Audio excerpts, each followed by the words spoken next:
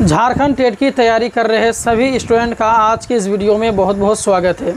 आज की इस कंप्यूटर की क्लास में हम लोग बहुत ही इम्पोर्टेंट और कंप्यूटर की बेसिक जानकारी लेने वाले हैं। और मैं आपको जानकारी के लिए बता दूं, ये क्लास नंबर आपका 9 है। इससे पहले 8 क्लासेज ऑलरेडी कंप्यूटर से जुड़े हुए गुजर चुके हैं। तो आप लोग इसी तरह से तैयारी करते रहें, हमारे साथ जुड़े रहें। और मैंने आपको ये भी कहा था कि मैं आपको झारखंड में जो झारखंड टेट है उसमें जो कंप्यूटर से 10 क्वेश्चंस पूछे जाते हैं उसकी ज़िम्मेदारी मेरी है, मैं आपको उसके लिए तैयारी करा दूंगा। इसीलिए कंप्यूटर की अगर आप लोग तैयारी करना चाहते हैं तो आप लोग इसी प्लेटफॉर्म से जुड़े रहें और हमारे साथ लगातार क्लास देखते रहें, करते रहें, ताकि जो है आपकी जो तैयारी है वो बेहतर से बेहतर हो पाए। आइए हम लोग शुरू करते हैं। जैसे कि मैंने आपको कहा कि ये आपके जो है क्वेश्चन, ये क्लास नंबर आपके 9 हैं और आज की इस क्लास में आपको मैं 25 क्वेश्चंस कराएगा और यानी कि 25 का ये सेट है और ये आपके झारखंड टेट यानी कंप्यूटर के बेसिक जानकारी है। अगर आप लोग झारखंड टेट की तैयारी नहीं भी कर रहे हैं तो भी अगर आप लोगों के लिए फ़ायदा है, क्योंकि कंप्यूटर की बेसिक से बेसिक जानकारी इसमें आपको देखने को मिलेगा। और इसमें लगभग आपके ये जो क्लास है इतना ख़ास है, कम से कम आपके 1 नंबर यहाँ से पक्का होने वाले हैं, इतना ध्यान रखेंगे, क्योंकि यहाँ से एक न एक नंबर आपका फंसेगा ही फंसेगा। चलिए शुरू करते हैं। और यहाँ पर आपके जो है क्वेश्चन नंबर 26वां देखते हैं। 26 क्वेश्चन इसीलिए क्योंकि बेसिक कंप्यूटर की जो बेसिक जानकारी है उसका ये पार्ट 2 है, यानी इससे पहले जो 25 क्वेश्चन में कराया था वो कंप्यूटर की बेसिक जानकारी से था। ठीक है, इसमें आपके कुछ दिनों तक लगातार चलेंगे, ठीक है, क्योंकि एग्ज़ाम डेट भी अभी तक नहीं आया है। हो सकता है आपके 2 महीने के बाद एग्ज़ाम हो, ऐसा संभावना है, क्योंकि अभी तक तो नहीं आए हैं, इसका मतलब विज्ञापन जारी नहीं हुआ है, तो एग्जैक्ट डेट कहना मुश्किल है, लेकिन अनुमान जो लगाया जा रहा है। तो आपके हाथ में ज़्यादा टाइम है, टेंशन नहीं लेना है, धीरे धीरे हम लोग जो है कि रफ्तार पकड़ेंगे, हर एक चीज़ को सीखेंगे। चलिए सवाल पढ़िएगा कि कंप्यूटर में डेटा को प्रोसेस करने का कार्य कौन करता है। ऑप्शंस है CPU, कीबोर्ड, मॉनिटर या फिर प्रिंटर। तो कंप्यूटर में डेटा को प्रोसेस करने का कार्य किसका रहता है। जैसे कि आप कंप्यूटर को कोई निर्देश दिया, आदेश दिए, तो उसको जो प्रोसेस है, जो डेटा आपने दिया उसको प्रोसेस करने का जिम्मेदारी किसके पास में होती है बताइए। CPU के पास, कीबोर्ड के पास, मॉनिटर के पास या प्रिंटर के पास में। देखिए मैं आपको बता देना चाहता हूँ, आप जो अभी क्लास कर रहे हैं इस दौरान अगर आपके सवालों का जवाब आपको आ रहा है, आपको पता है, तो कमेंट करने की कोशिश करेंगे आप मुझे बताइए कि आप जो है कि सवाल नंबर के साथ, जैसे कि आप क्वेश्चन नंबर 26 का कौन सा सही है, ऑप्शन ए या फिर ऑप्शन बी से इस हिसाब से आप टाइप करके भेजेंगे। ठीक है, और बाकी क्लास ख़त्म होने के बाद में लास्ट में अपना स्कोर भी बताइएगा कि आज का जो क्लास है आपको 25 क्वेश्चन में आपको कराया हूँ, तो इनमें से आपको कितना आया कितना नहीं आया, वो आप लोग स्कोर भी बताते हुए जाएंगे। ठीक है, प्लस चैनल में नए हैं तो चैनल को सब्सक्राइब कर लीजिएगा, क्योंकि बेस्ट से बेस्ट आपको कंप्यूटर की क्लास आपको यहीं से देखने के लिए मिलेगा। चलिए तो मैं आपको बता देना चाहता हूँ, इसका जो राइट आंसर है वो आपका है CPU। कौन सा हो जाएगा? CPU, यानी जिसे आप लोग सेंट्रल प्रोसेसिंग यूनिट कहते हैं। कंप्यूटर में डाटा प्रोसेस करने का कार्य इसी का रहता है। ठीक है, चलिए अब लोग मुझे बताइएगा कि कीबोर्ड, मॉनिटर और प्रिंटर ये आपके क्या हैं, यानी कि ये आउटपुट है या इनपुट है, ये चीज़ आप लोग कमेंट करिएगा, क्योंकि इसके बारे में आपको बता चुका हूँ कि कीबोर्ड को हम लोग क्या कहेंगे, इनपुट कहेंगे या आउटपुट कहेंगे, मॉनिटर को या प्रिंटर को क्या कहेंगे, आप लोग कमेंट करिएगा। ठीक है, चलिए मैं आपको कमेंट चेक करेगा बाद में कि आपका सही हो रहा है कि गलत हो रहा है, याद है कि नहीं है पढ़ाया हुआ। चलिए नेक्स्ट सवाल आपके सामने में देखिएगा। क्वेश्चन अगला है कि ALU का पूरा नाम क्या है। ALU आप लोग बहुत बार सुने होंगे, और जब मैं ये भी पढ़ा चुका हूँ, मैं आपको ध्यान में आता होगा, जब मैं फुल फॉर्म वाला क्लास कराया था ALU के बारे में मैंने जिक्र किया था। ठीक है, तो शुरू से जो बच्चे जुड़े हुए हैं क्लास फर्स्ट से, आज तो 9वां क्लास है, तो क्लास नंबर फर्स्ट से जो बच्चे जुड़े हुए हैं वो बहुत ही और बखूबी जानते होंगे कि ALU को हम लोग क्या कहते हैं। ऑप्शन आपके सामने में देख सकते हैं, ऑटोमेटिक लॉजिक यूनिट या फिर arithmetic logic unit, advance language unit या फिर अरिथमेटिक लिंक यूनिट। क्या कहेंगे? तो इसका ऑप्शन नंबर आपका बी बिल्कुल राइट हो जाएगा, यानी कि अरिथमेटिक लॉजिक यूनिट कहेंगे ALU को। समझ में आया कि नहीं आया? चलिए ऑप्शन आपका बी बिल्कुल राइट हो जाएगा। चैनल को सब्सक्राइब कर लीजिएगा, ज़ोरदार तरीके से आप लोग जो है कि लाइक कर देंगे। एक मरतबा एक लाइक में मुझे बहुत ही ज़्यादा मोटिवेशन मिलता है। आपका एक लाइक मेरे लिए बहुत ही ज़्यादा मायने हैं, ठीक है। चलिए नेक्स्ट सवाल आपके सामने है, कंप्यूटर में अस्थाई मेमोरी कौन सी होती है। देखिए, एक होता है अस्थाई मेमोरी जिसे परमानेंट कहते हैं, एक होता है अस्थाई मेमोरी जो कि परमानेंट नहीं होते हैं, ठीक है। तो दोनों के बारे में आपको जानकारी रखना जो है बेहद ज़रूरी है। तो कंप्यूटर में अस्थाई मेमोरी किसे कहते हैं, रैम को या फिर कैची मेमोरी को या फिर रोम को या फिर रजिस्टर को। तो अस्थाई की बात करेगा तो रोम हो जाएगा, ठीक है, ये भी मैं पढ़ा चुका हूँ। अस्थाई की बात करेगा तो रोम हो जाएगा, ROM रोम। चलिए बताइए रोम का फुल फॉर्म क्या है, चलिए बताइए। मैं जो जो कह रहा हूँ आपको करने के लिए करिएगा, ठीक है, गलत ही सही टाइप करिए। बताइए कि रोम का फुल फॉर्म क्या है। तो कंप्यूटर में अस्थाई मेमोरी कौन सा होता है, तो भाई रोम होता है। चलिए नेक्स्ट सवाल, नेक्स्ट सवाल, कंप्यूटर की गति मापने की इकाई क्या है। गति जो मापता है तो उसकी इकाई क्या है, मीटर। एक सेकंड भाई, एक सेकंड रुकिए।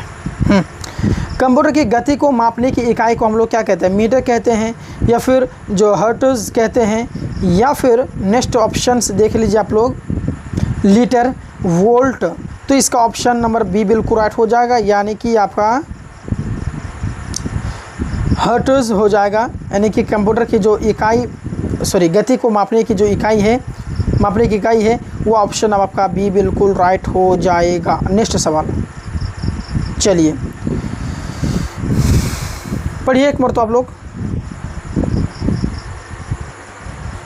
देखिए, निम्नलिखित में कौन एक वेब ब्राउज़र है।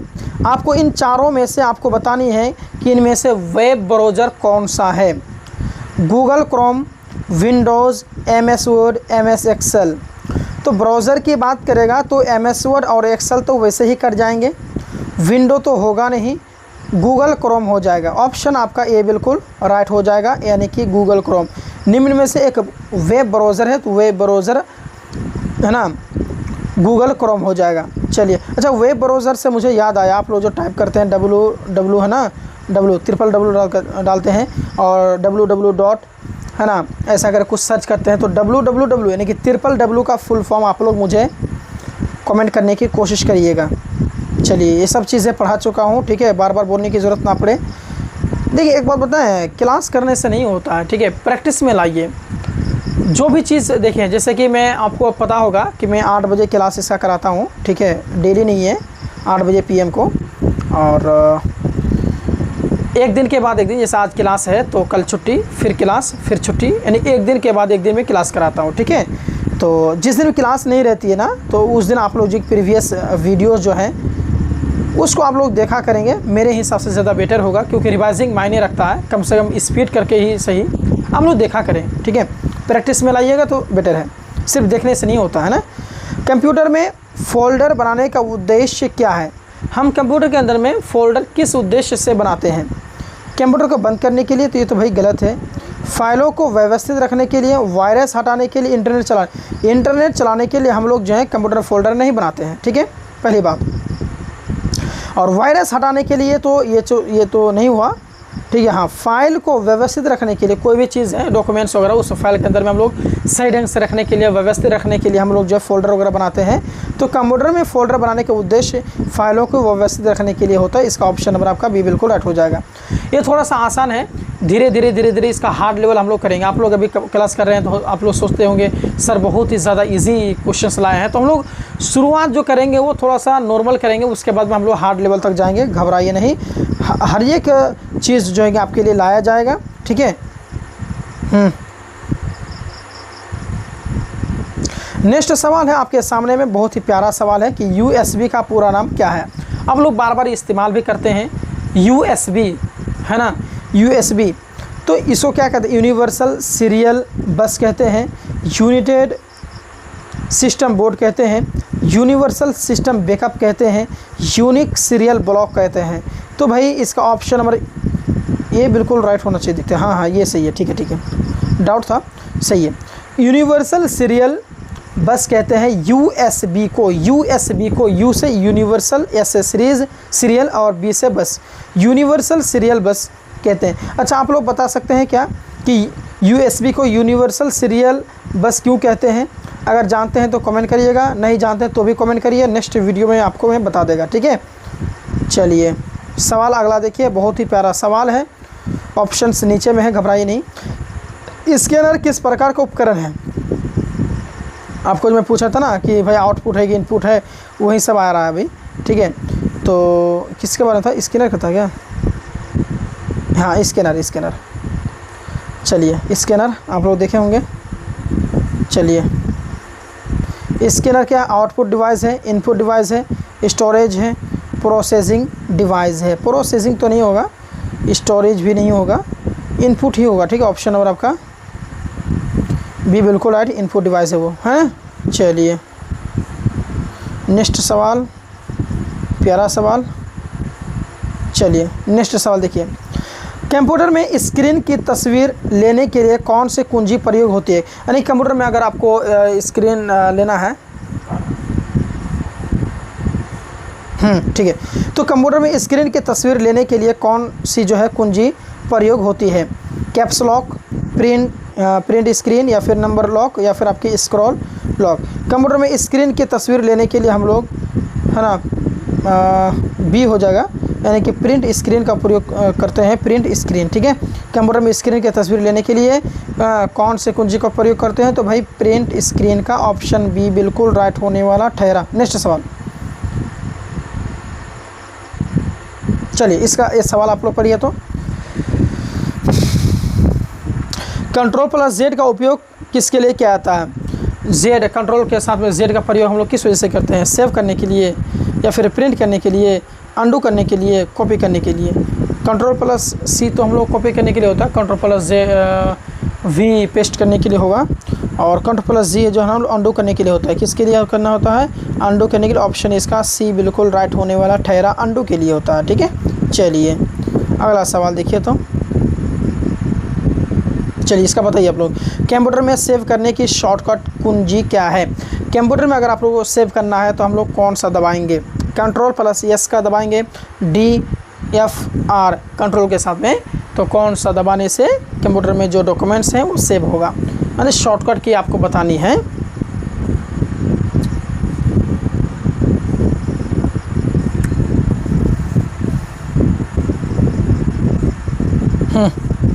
तो भाई इसका ऑप्शन नंबर आपका क्या हो जाएगा? हाँ कंट्रोल प्लस एस, यानी कि ऑप्शन इसका ए बिल्कुल परफेक्ट होने वाला ठहरा, यानी कि ऑप्शन नंबर आपका ये परफेक्ट हो जाएगा। यानी कि कंप्यूटर में सेव करने की शॉर्टकट कुंजी कौन सी है? कंट्रोल प्लस यस, यस से सेव होता है ना, तो याद रखेंगे। चलिए इनको ट्रिक के साथ भी याद कर सकते हैं, वैसे तो आसान ही है, ये सभी बेसिक है, उतना हाई लेवल भी नहीं है, ठीक है। बाकी आप अपने हिसाब से मैनेज करेंगे, देखेंगे। कंप्यूटर का भौतिक भाग क्या कहलाता है? कंप्यूटर का जो भौतिक हिस्सा है उसको हम लोग क्या कहते हैं? Software, hardware, program, data. तो भाई जो कंप्यूटर का जो भौतिक हिस्सा है उसको हम लोग हार्डवेयर कहते हैं, ऑप्शन इसका बी बिल्कुल राइट होने वाला ठहरा, ठीक है। चलिए नेक्स्ट सवाल,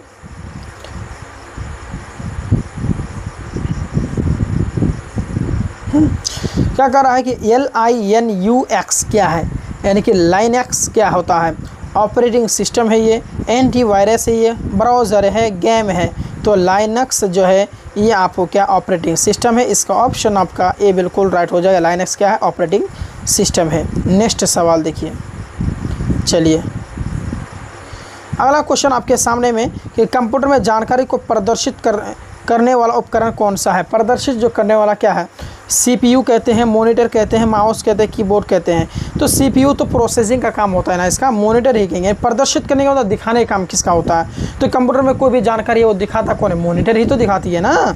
ऑप्शन बी बिल्कुल इसका राइट हो जाएगा। नेक्स्ट सवाल देखिए, अगला क्वेश्चन आपके सामने में बड़ा ही प्यारा सवाल है, पढ़िए इसको कि ब्लूटूथ किस प्रकार की तकनीक है? चलिए कमेंट कीजिए। ब्लूटूथ जो है उसको हम लोग किस प्रकार का तकनीक कहेंगे? वायरलेस संचार तकनीक कहेंगे ब्लूटूथ को। कहीं ना कहीं ये तो सही लग रहा है, आगे पढ़ते हैं ऑप्शंस। कहीं प्रिंटिंग नहीं, प्रिंटिंग कैसे हो जाएगा? स्टोरेज नहीं, ऑपरेटिंग नहीं। हाँ इसका ऑप्शन ये बिल्कुल राइट, यानी कि ब्लूटूथ किस प्रकार की तकनीक है? वायरलेस, यानी कि इसमें वायर नहीं होता। ब्लूटूथ क्या होता है, आपका मोबाइल और मेरा मोबाइल का ब्लूटूथ कनेक्ट करेंगे या फिर बाजा के साथ में डीजे के साथ करेंगे तो वायर के साथ थोड़ा ना करते हैं, डायरेक्ट ब्लूटूथ ओपन करेंगे काम होता है हमारा ना दोनों तरफ से। तो ब्लूटूथ क्या है, तो वायरलेस संचार तकनीक है। चलिए ऑप्शन इसका ए बिल्कुल राइट हो जाएगा, है ना। चलिए नेक्स्ट सवाल देखिएगा।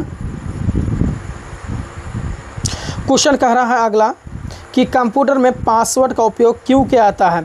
गति बढ़ाने के लिए पासवर्ड का इस्तेमाल करते हैं, सुरक्षा के लिए करते हैं, मेमोरी बढ़ाने के लिए करते हैं, स्क्रीन बदलने के लिए करते हैं। तो ये तो बोलने की ज़रूरत ही नहीं है, आप अभी आपको समझ में आ गया होगा कि सुरक्षा के लिए, या फिर आप कह सकते हैं आपके मोबाइल आप लॉक क्यों लगाते हैं, सुरक्षा रखने के लिए ना, ताकि कोई भी छेड़खानी हमारे साथ हमारे मोबाइल के साथ ना कर सके। कहीं रखा हुआ है तो जल्दी से उठा कुछ टाइप ना कर सके, हमारे उसमें परमिशन की ज़रूरत हो, इसलिए हम लोग जो है करते हैं। ठीक है, नेक्स्ट सवाल देखिए, सुरक्षा के लिए ऑप्शन बी बिल्कुल राइट हो जाएगा।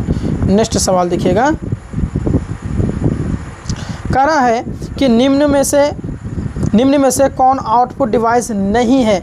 आउटपुट डिवाइस देखो, एक होता है इनपुट डिवाइस। इनपुट डिवाइस उसको कहेंगे जो हम लोग निर्देश देने का काम, जैसे कीबोर्ड है, कीबोर्ड में हम लोग टाइप करने का काम करते हैं, उसमें आदेश देते हैं, तो क्या हो गया हमारा हो गया वो इनपुट डिवाइस, क्योंकि उससे हम लोग इंटर करते हैं। माउस भी इनपुट डिवाइस ही होगा। ठीक है, तो आउटपुट डिवाइस के बारे में कह रहा है, तो स्पीकर, कीबोर्ड, प्रोजेक्टर, तो यहाँ हो जाएगा आपका ऑप्शन बी सी बिल्कुल राइट, यानी कि कीबोर्ड। कीबोर्ड जो है वो आउटपुट है, वो आपको रिजल्ट देता है।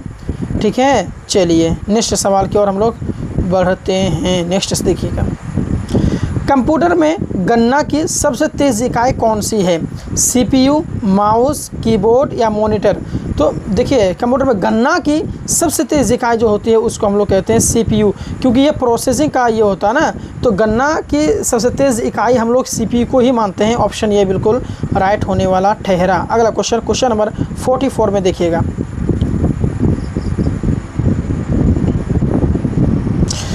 अगला क्वेश्चन आपके सामने में कि एमएस पावर पॉइंट का उपयोग किसके लिए किया जाता है। यानी कि एमएस, देखिए एमएस वर्ड होता है, एमएस एक्सेल होता है, उसी प्रकार से एमएस पावर पॉइंट भी होता है। तो पावर पॉइंट का उपयोग हम लोग किसके लिए करते हैं।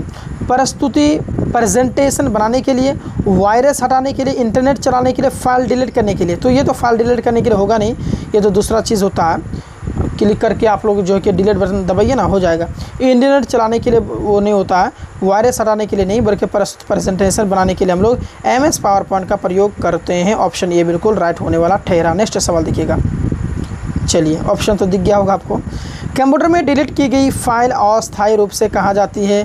तो आपको तो ऑप्शन दिख ही गया है, रिसाइकल बिन में जाती है। आपके मोबाइल से भी अगर आप कुछ फाइल, फ़ोटो, वीडियोज़ वगैरह डिलीट करते होंगे तो वो भी आपके रिसाइकल बिन में जाते हैं। ठीक है, और उसको फिर आप रिस्टोर भी कर सकते हैं।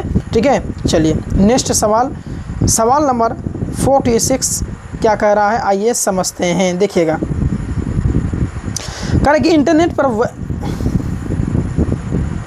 इंटरनेट पर वेबसाइट के पते को क्या कहते हैं। URL, CPU, RAM, USB। तो URL कहते हैं ना कि वेबसाइट में आप URL टाइप करें, बोलते हैं ना। चलिए ऑप्शन ये बिल्कुल राइट हो जाए। ऑप्शन ये बिल्कुल राइट होने वाला ठहरा। नेक्स्ट सवाल देखिएगा, कह रहे कंप्यूटर में ईमेल के साथ फाइल भेजने को क्या कहते हैं। मतलब ईमेल कर रहे हैं साथ साथ में फाइल भी भेज रहे हैं, उसको क्या कहते हैं। डाउनलोड, अटैचमेंट, फॉर्मेटिंग, ये स्कैनिंग। तो उसको हम लोग ऑप्शन नंबर इसका सी बिल्कुल राइट होने वाला ठहरा। सॉरी बी कहते हैं ना। हाँ, कंप्यूटर फाइल के साथ, ईमेल के साथ फाइल भेजने को अटैचमेंट का, सही बात है, मतलब साथ में कर रहे हैं ना, तो अटैच कर रहे हैं ना हम, उसमें अटैचमेंट कहते हैं। ठीक है, चलिए नेक्स्ट सवाल।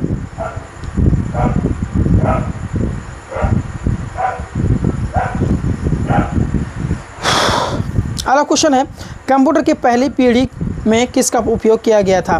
कंप्यूटर की पहली पीढ़ी में किसका उपयोग किया गया था। या फिर ट्रांजिस्टर का, वैक्यूम ट्यूब का, माइक्रो प्रोसेसर का, ऑप्शन डी में है आईसी का। तो कंप्यूटर की पहली पीढ़ी में किसका उपयोग किया गया था भाई, वैक्यूम ट्यूब का इस्तेमाल किया गया था।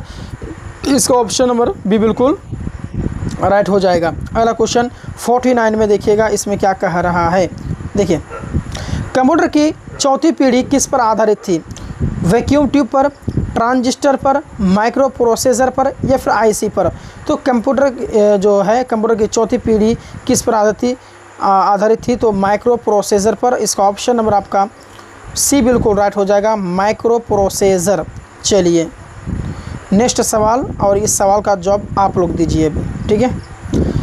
कि कंप्यूटर में Ctrl+A का उपयोग किसके लिए किया जाता है। कंप्यूटर के अंदर अगर आप Ctrl+A का उपयोग करेंगे तो क्या होगा, सभी टेक्स्ट चुनने के लिए होता है, फाइल बंद करने के लिए होता है, प्रिंट करने के लिए होता है, सेव करने के लिए होता है। तो इसका जवाब आप लोग कमेंट करिएगा। हालांकि मैं जब शॉर्टकट कीज़ वाला पढ़ा रहा था तब मैं ये चीज़ पढ़ा चुका हूँ। Ctrl+A का उपयोग हम लोग किस वजह से कर रहे हैं, सभी टेक्स्ट चुनने के लिए कर रहे हैं, कि फाइल बंद करने के लिए कर रहे हैं, सेलेक्ट ऑल के लिए कर रहे हैं, प्रिंट करने के लिए कर रहे हैं, सेव करने के लिए, किसके लिए कर, आप लोग बताइएगा, ठीक है। और कमेंट में आपको चेक कर, क्लास ख़त्म होने के बाद में आप सबका कमेंट चेक करता हूं और देखता हूं कि आप में से कितने लोग जो है इस सवाल का सही जवाब दे पाए हैं। तो बाकी सेशन कैसा लगा कमेंट बॉक्स में ज़रूर बता देंगे। वीडियो पसंद आया है, क्लास पसंद आए तो ज़रूर लाइक करेंगे और अपने दोस्तों में इस चैनल के बारे में ज़रूर कहेंगे। और आपकी जो क्लासेस होती हैं एक दिन के बाद एक दिन 8 बजे, ठीक है, PM को इसी यूट्यूब चैनल पर, तो इसमें आप लोग ज़रूर जुड़ा करेंगे। तो मिलते हैं नेक्स्ट क्लास के साथ में, तब तक के लिए धन्यवाद।